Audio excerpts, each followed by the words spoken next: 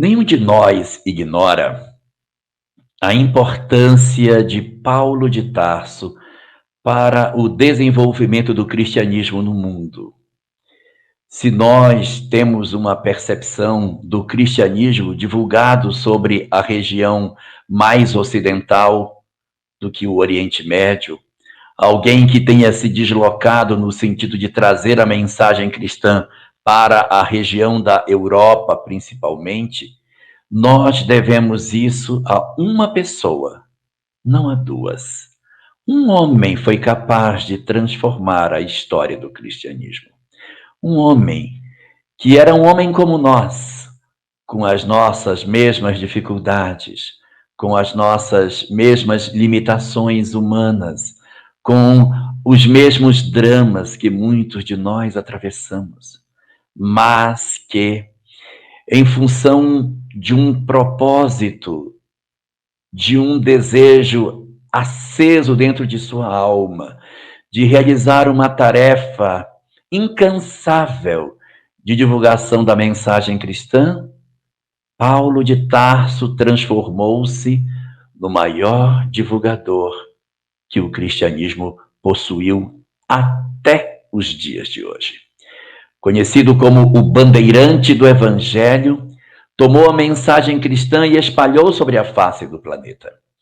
Quando nós observamos suas vitórias, suas conquistas espirituais, a capacidade que ele conseguiu encontrar em termos de divulgação e de crescimento espiritual, nós temos uma tendência de achar que Paulo tinha algumas condições diferentes das nossas. Mas não é assim que a gente vai perceber quando nós nos debruçamos sobre a história do cristianismo nascente. Nós todos sabemos que antes de Paulo de Tarso ser conhecido como o grande divulgador, ele teve um período anterior no qual ele se notabilizou por ser o primeiro grande perseguidor do cristianismo nascente. A obra Paulo e Estevão, psicografada por Francisco Cândido Xavier e de autoria de Emmanuel, nos traz os bastidores do livro Atos dos Apóstolos, narrando passagens que o livro não registrou, o livro de Atos, mas que são fundamentais para um entendimento mais objetivo daquilo que teria acontecido com Saulo de Tarso, até que ele, convertendo-se em cristão, abandonasse esse nome para começar a ser conhecido como Paulo, o apóstolo dos gentios. Narra a obra Paulo e Estevão que Saulo, ainda na condição de doutor da lei, ele possuía uma noiva chamada Abigail, que havia se perdido de seu irmão chamado Gesiel. O que Abigail não sabia é que seu irmão havia se tornado cristão e mudado o nome para Estevão. Estevão, ao mesmo tempo que era o irmão de sua noiva, convertera-se em virtude de ser cristão no seu maior inimigo. Então, Saulo fica dividido, porque Estevão para Abigail é seu grande irmão, mas para ele, Estevão é o inimigo. Só que ela não sabe que ele mudou de nome. Ela o chama de Gesiel.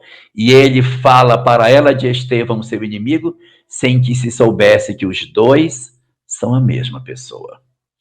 Em função das perseguições que ele promove na igreja cristã, ele consegue cartas para o martírio de Estevão, que acontece dentro das proximidades do Templo de Jerusalém, onde ele é sacrificado pelo apedrejamento, e Abigail, para não assistir ao massacre, decide chegar apenas no final.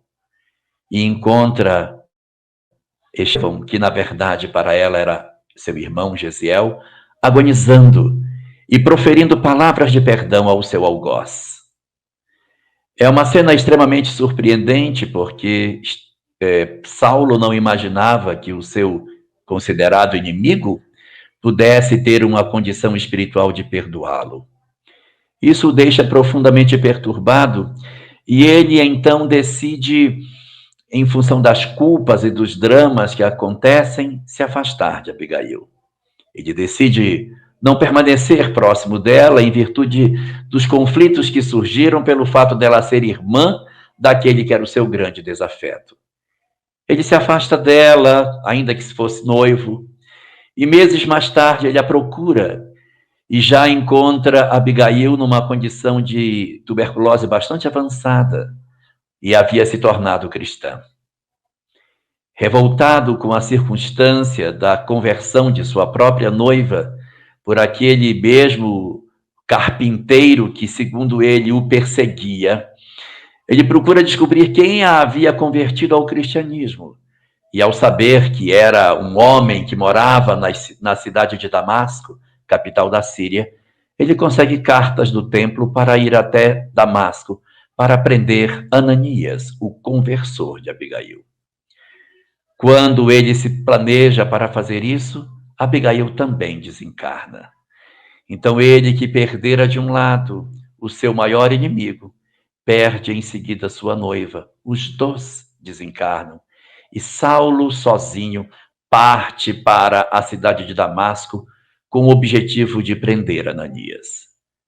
Durante a viagem, próximo a Damasco, quando ele se aproxima da cidade, ele tem uma visão extraordinária do Cristo, que se apresenta a ele e num diálogo extraordinário, bem registrado tanto no livro de Atos dos Apóstolos, como na obra Paulo e Estevão, Saulo vai abandonar as suas convicções e mergulhar num processo de profunda reflexão sobre todas as verdades que até então ele havia estabelecido para ele. Era muito difícil para o doutor da lei despir-se de todos os conceitos judaicos com os quais ele se cobriu durante a vida inteira para absorver uma nova doutrina profundamente diferente daquilo que ele sabia.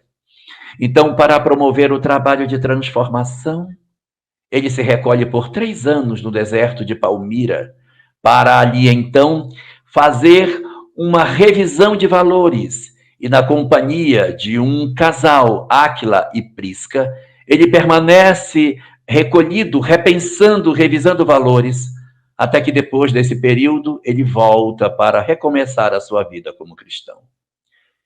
Cheio de conflitos, cheio de dúvidas, amargurado pelas suas culpas, com o peso das perseguições que realizou, com a perda do amor de Abigail, com a dificuldade de caminhar com a ideia de que ele teria sido o responsável pelo martírio de Estevão, considerando todas as dores que ele teria tido e tudo que ele praticou, o tempo que ele perdeu na condição de perseguidor cristão, ele, movido por todos esses sentimentos, procura a igreja de Jerusalém para pedir desculpas por tudo que fez. Num primeiro movimento, ele nem é aceito pelos cristãos, porque acham que ele está, na verdade, tentando se fingir de transformado. Mas, nas tentativas subsequentes, ele consegue se aproximar da igreja cristã, ainda que com razoáveis desconfianças, mas ele é admitido como alguém que talvez tivesse realmente se transformado. Ele está vivendo momentos de profunda angústia, porque ele ainda não sabe o que o espera no futuro. Ele não sabe que papel está reservado para ele dentro do cristianismo. Até esse momento, quem é ele? Ele se lê como o perseguidor que havia acabado de descobrir que estava enganado. E ele está fazendo a revisão profunda dos seus valores, ainda com uma série de impulsividades, com um conjunto bastante significativo de conflitos. Ele decide recomeçar a sua vida. Por onde? Voltando à cidade onde ele nasceu. Ele decide voltar a Tarso, reencontrar com seu pai Isaque, para falar o que havia acontecido com ele e ter a possibilidade de que, através desse encontro, ele pudesse explicar para o pai o que estava acontecendo, porque ele não poderia mais ser doutor da lei, ele teria que encontrar uma forma de viver. uma estratégia de sobrevivência, que depois ele vai encontrar no Tear como tecelão, essa condição, ele procura o pai. E o pai o recebe pessimamente. O pai não o aceita como cristão. O pai o rejeita. O pai o humilha, destrói tudo dentro dele.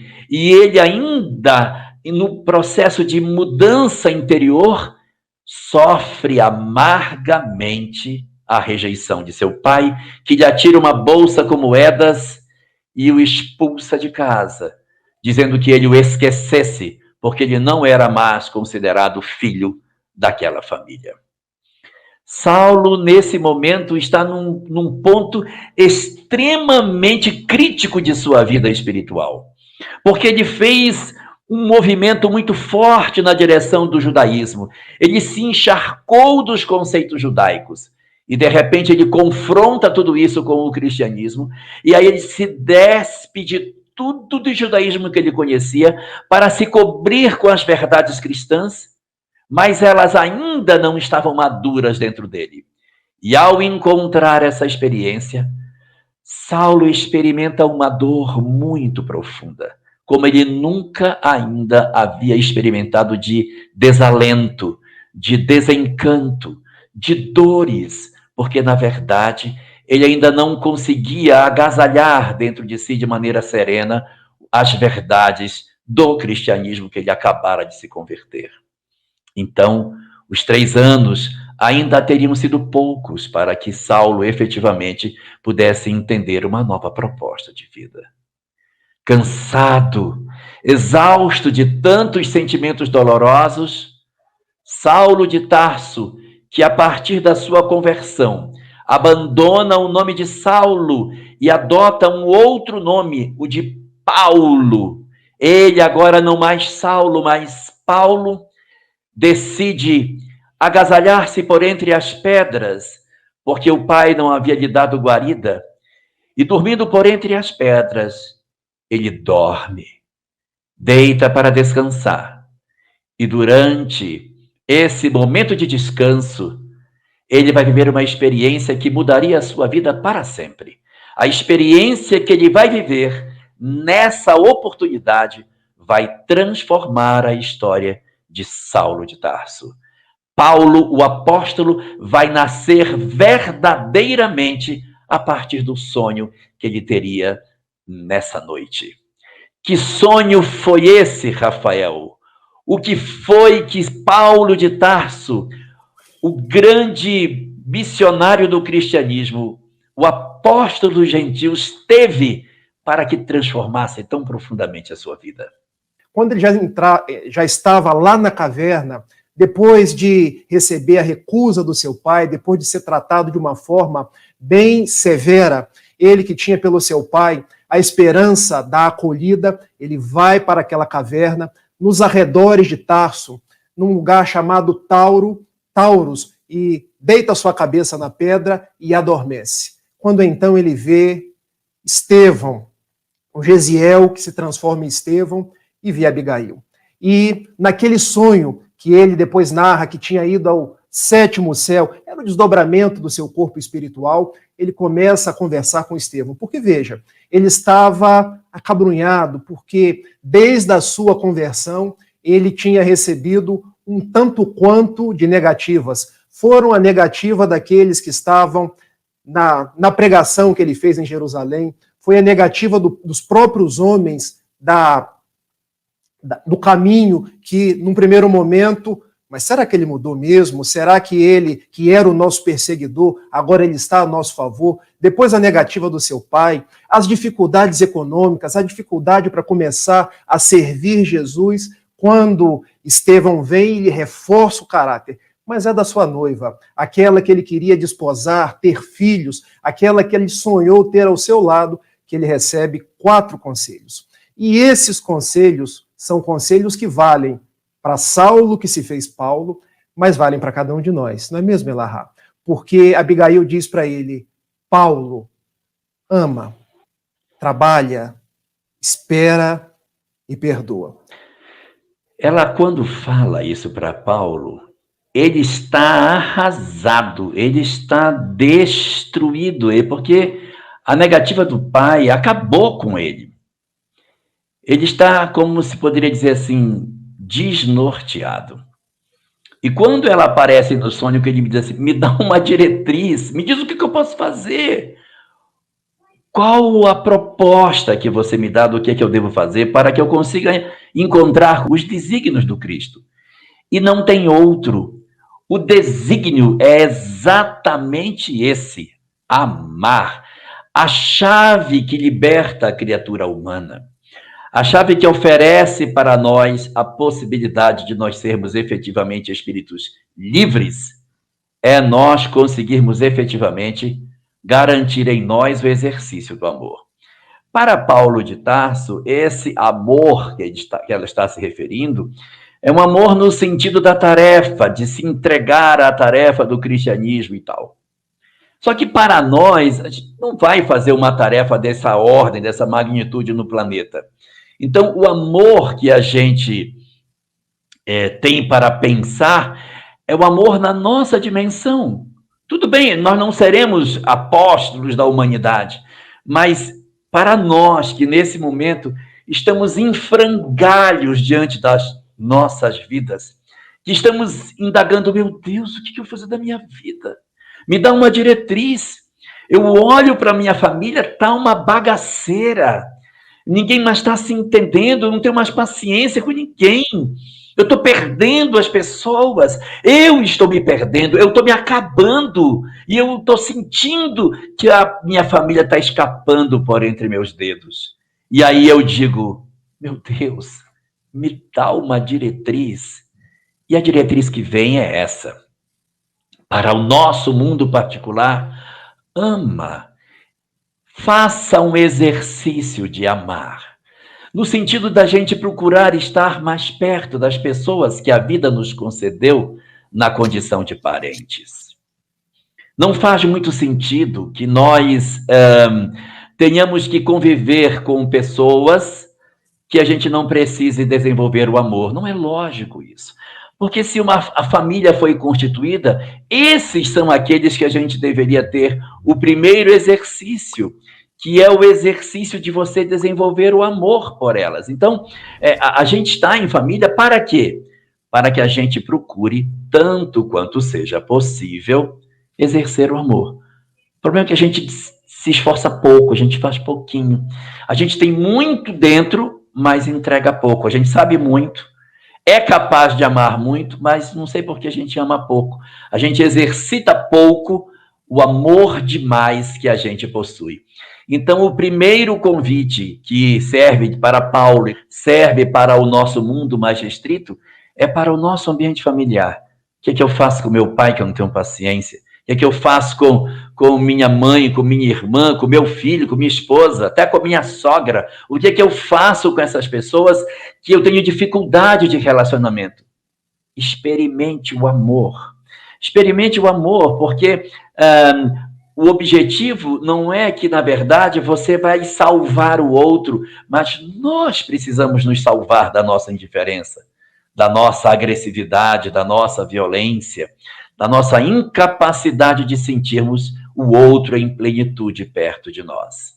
Então, o grande chamamento nesse momento para Paulo é: ama de maneira intensa a tarefa que você tem para fazer. E para nós, olha para a tua casa e faz um esforço para tentar vencer a mágoa, o desamor, a dificuldade. Te aproxima das pessoas. Faz um exercício um pouco mais, vai além do dever. O dever vai até aqui, vai um pouquinho mais, entrega mais, quebra o gelo das coisas, porque as pessoas, todas têm vontade de ser felizes. Não faz sentido que a gente esteja numa família e nós, com o conhecimento espírita, não entreguemos aos outros tudo aquilo que a gente sabe. Porque quando ela diz que a chave para que a gente acesse essa felicidade é o amor, a gente assim, mas eu não tenho condição de amar, eu tenho uma dificuldade muito grande com meu pai, eu não consigo nem tocar meu pai, eu não consigo nem chegar perto dele, a voz dele me irrita, eu não consigo me aproximar. Quando nós não conseguimos fazer esse movimento, como que eu vou amar? Se a solução é amar, então eu estou perdido, porque eu não tenho como fazer isso, eu não tenho grandeza para amar pessoas difíceis que estão comigo. Então, a segunda orientação, o segundo verbo, é a estratégia para que se consiga ganhar o amor. Esse trabalha pode ser interpretado no sentido de exercita, meu filho. Se exercite nisso. Porque hoje você, de repente, tem uma dificuldade imensa com um filho. Nossa, meu filho ou minha filha, não consigo abraçar, não consigo conversar, é irritante. Qual é a solução? A solução é amar, mas eu não consigo. Então, trabalhe isso. Exercite esse sentimento. Eu hoje vivo uma relação que esgarçou com o meu cônjuge. Nós estamos praticamente separados. Mas eu não gostaria que assim estivesse. Porque às vezes as coisas estão tão esgarçadas que é muito difícil resgatar. Às vezes a gente até já separou. Mas tem vezes que a gente está vivendo um momento de crise, mas o nosso objetivo nem é que aquilo termine. A gente tem tanta vontade de que as coisas deem certo, mas elas não dão. E então, qual é a solução para isso? É o exercício das virtudes. Que a gente exercite isso, que a gente faça um trabalho de aproximação. Então, existe uma parte do Evangelho de Jesus, no Evangelho de Mateus, que é até bem interessante nesse sentido. Vamos puxar como se fosse o nosso familiar, o nosso inimigo. Eu sei que ele não é, mas é só para a gente fazer um paralelo. Diz Jesus, amai os vossos inimigos, ou seja, ama a pessoa que não gosta de você. Mas como que eu vou fazer isso? Ele dá 3 estratégias. Primeira, fazei bem aos que vos aborrecem. Então, fazer bem ao que nos aborrece é fazer atos bons para quem nos tem atos maus. Então, fazer o bem para quem nos aborrece. Você tem um familiar complicado? Então, você começa a fazer coisas para ele em casa. Olha, eu fiz isso para você. Eu vi teu sapato ali, eu engraxei, lavei teu tênis. Fazer pequenas gentilezas para a gente ir tirando as distâncias que a gente possui, se antecipando naquilo que o outro precisa. Fazer bem ao que nos aborrece é você aproveitar as janelas que a vida dá para fazer alguma coisa de positivo pelo outro. Mas isso é só a primeira estratégia. Aí a segunda, bendizei os que vos maldizem. Fala bem de quem fala mal. Já não é mais por atos. Eu não consigo fazer uma coisa boa, porque se eu fritar um ovo para ele, vai dizer, está envenenado esse ovo? Está fritando ovo para mim por quê? Então não dá para fazer o bem. Então você desce, você vai para uma segunda camada. Fala bem de quem fala mal. Para de falar mal da pessoa dentro de casa que você tem dificuldade. Não fale mais mal dela. Ela fala mal, você fala bem. Ela fala mal, você fala bem. Você evita de dar o reforço do círculo vicioso. Então, o trabalha é esse exercício que a gente tem que fazer para conseguir vencer isso. E a terceira camada, já que por atos não deu, nem por palavras não deu, vamos para a terceira camada, que é pelo pensamento. Diz o Cristo, orai pelos que vos perseguem e vos caluniam. Então, para os que vos perseguem com atos, para o que vos calunia com palavras, ore por eles. Então, aí está um plano de ação para a gente tentar exercitar, trabalhar o amor dentro de casa, dando sentido a tudo aquilo que a gente conhece. Assim como o segundo verbo que fala para a gente trabalha, significa exercita essa virtude, o espera pode ser interpretado como persevera. O espera não é de você ficar sentado, não, vou sentar aqui, vou esperar que uma hora isso vai acontecer. Porque você está trabalhando sem desistir. Então, não desista. Não desista das pessoas. Não desistir dos outros. O que a gente tem nessa frase é, ama a pessoa. Mas como que eu vou conseguir? Exercita o amor. Mas e se eu não estiver vendo o resultado? Não desiste do outro. Porque quando a gente desiste de uma outra pessoa, no fundo, nós estamos desistindo de nós mesmos. Porque quando eu faço um movimento na expectativa de que o outro me seja grato, eu, no fundo, quero ser reconhecido pelo bem que eu faço. No Evangelho segundo o Espiritismo, no capítulo 11, há uma mensagem chamada Benefícios Pagos com a Ingratidão. E nesse item do Evangelho segundo o Espiritismo, a resposta, ao feito uma pergunta, né, o que dizer daqueles que deixam de fazer o bem porque não se sentem reconhecidos pelo bem que fazem? A resposta é um pouquinho longa, mas dentro dela tem um pedaço que diz o seguinte: aqueles que você presta benefício e que aparentemente não vê o fruto do seu esforço, você não deve desistir. Porque quando a gente desiste de alguém, esse alguém que você desistiu, depois vai dizer assim, no mundo espiritual: eu dei errado na vida, mas sabe por quê? Meu pai desistiu de mim. Minha mãe desistiu de mim. Então, eu sou errado mesmo. Mas quando você não desiste do outro e você continua apostando da recuperação dele, dizendo para ele: eu acredito em você, eu faço isso porque eu sei que você vai dar certo, você tem condição. Às vezes a gente tem um filho que é usuário de droga, aí você diz: meu filho, eu desço no inferno se for preciso, mas eu busco você quantas vezes for preciso, porque eu amo você, você é meu filho, você nunca vai deixar de ser meu filho, eu busco você onde for. Então, quando a gente faz esse tipo de atividade, o outro pode aparentemente não receber o benefício. Puxa, não recebeu nada, porque você investiu uma vida inteira na criatura e o cara desencarnou parecido com o que era.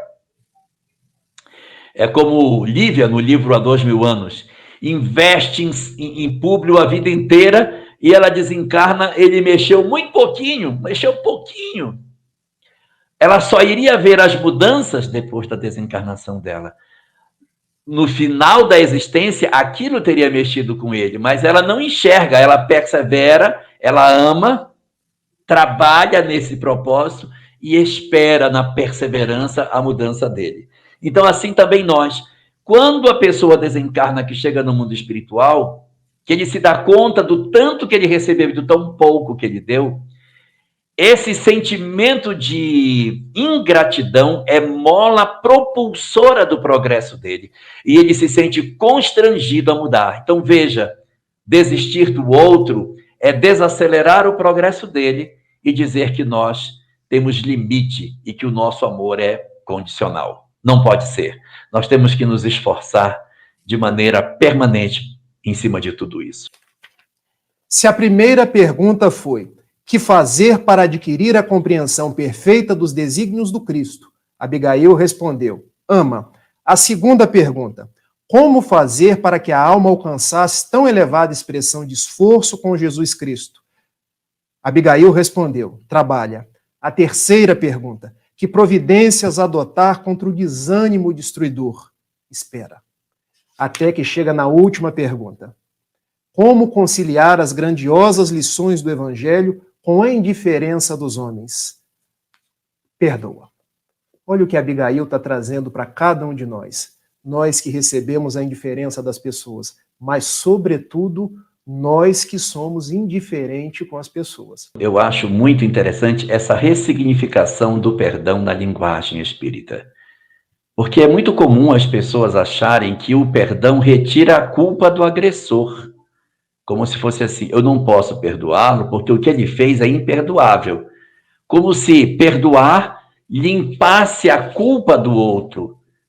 Perdoar não tira a culpa da pessoa porque o mal está dentro de nós. Perdoar, na verdade, promove o processo de desconexão da vítima com seu algoz. Se eu não perdoo, eu estou vinculando a minha história a dele. Eu trago esta pessoa dentro de mim. Eu arrasto como se fosse um cadáver comigo para onde eu vou. Uma história de mágoa, uma história de ódio, é uma história que eu carrego dentro de mim pela minha vida inteira, às vezes, e não me dou conta das consequências que o não perdão traz para a criatura humana. Uma leitura atenciosa daquilo que a literatura espírita nos apresenta dá para perceber que o perdão, ele possui 6 consequências para nós. Existem 6 consequências se eu não perdoo. A primeira delas é a menorzinha de todas, essa pequenininha. A menor delas, a mais facilzinha, é o problema físico. Você ganha uma doença, você ganha uma diabetes, um problema de pressão alta, um AVC, uma confusão louca com o físico. Você adoece fisicamente. Isso é um problema. Mas de todos, ainda é o menor. Os problemas físicos. Segunda consequência do não perdão. Você se torna uma pessoa antipática de conviver. Ninguém gosta de conviver com pessoas que carregam mágoa e ódio. Porque a pessoa vira e mexe, ela volta naquela mesma história, ela volta na história, ela volta na história. Ela não consegue caminhar, ela vive relembrando as mesmas histórias, ela repisa aquele conteúdo, ela repisa aquela coisa. Ela se torna chata e tem a tendência de ficar sozinha. Porque as pessoas não gostam de conviver com pessoas amargas. A gente fica amargo. Isso é ruim. Terceira consequência. A gente, quando tem mágoa, quando tem ódio, nós relembramos tanto a história que a gente viveu, que eu não consigo viver o hoje. Eu vivo mais o passado do que o agora. Os dias se passam e eu não enxergo o que está acontecendo comigo. Os dias vão acontecendo e eu não me dou conta. Digo, nossa, já acabou o dia, já acabou o mês, já acabou o ano. Por quê? Porque eu continuo remoendo as mesmas histórias. Meus filhos crescem, vêm os netos, e eu ainda estou vendo as histórias do passado, e eu não consegui estar presente de corpo e alma no casamento de um filho, porque na hora que o filho estava casando, eu estava lembrando da minha história com o meu ex-marido, então eu acabo não vivendo as histórias, porque eu não vivo o presente, eu não saboreio a vida perde o sabor. Quarta consequência, ganha-se uma obsessão terrível, porque os companheiros espirituais se aproximam de nós, potencializam o ódio, potencializam a mágoa, fazem com que a gente tenha uma dificuldade imensa de se libertar e vive quadros de perturbação muito profunda, seja pela identidade de ideias, seja porque são inimigos dele ou nosso, que utilizam esse mecanismo para nos perturbar. Essas são as 4. Aí tem a quinta, que é bem diferente das outras 4. As 4 estão aqui, ó. Essa é bem diferente, a quinta. Significa que, se a gente não perdoar, numa próxima existência, esse companheiro que a gente tanto fala pode renascer pertinho de nós, na condição de um familiar. Ele vai nascer na nossa família. Então você vai ter a sua família e no meio dela aquele indivíduo que é o problema, que você não resolveu, que renasce agora para você chamar de pai, chamar de irmão, chamar de filho, de filha, de mãe, exatamente porque é o calo da sua vida mal resolvido que pelos vínculos do desamor acabaram aportando dentro do seu lar. Então a quinta consequência é a pessoa ter dentro da sua família esse companheiro que é o seu desafeto do passado. Mas eu disse que eram 6, está faltando a última. A última ainda é pior do que a quinta, que a quinta já é difícil, a sexta é pior. Ao invés dele nascer na sua família, é você que vai nascer na família dele. Que aí você vai sozinho para lá, sem os seus amores e seus afetos. Por que é ele que tem que vir para a sua? Às vezes, somos nós que nos deslocamos de dentro do nosso seio de afeto para renascermos no meio daquele que a gente tanto odeia. Portanto, reconcilia-te com o teu adversário enquanto estás a caminho com ele. Que beleza essas falas de Abigail, hein? Puxa vida, Rafael. Essa é uma síntese maravilhosa do que a gente fazer, tanto no cristianismo como nos nossos lares, para que a gente consiga ter felicidade no futuro, né? Com certeza. Muitas pessoas querem um roteiro para a felicidade e querem encontrar fora esse roteiro. Mas eu acho que Abigail trouxe para cada um de nós os passos da felicidade. Amar, trabalhar, esperar e perdoar, sem que exista uma sequência entre eles, porque são compromissos nossos que a gente, em os adotando na vida, a gente com certeza vai encontrar com o Cristo interno. E encontrando o Mestre amado, o tipo mais perfeito que Deus nos mandou como guia e modelo, com certeza nós encontramos a alegria de viver.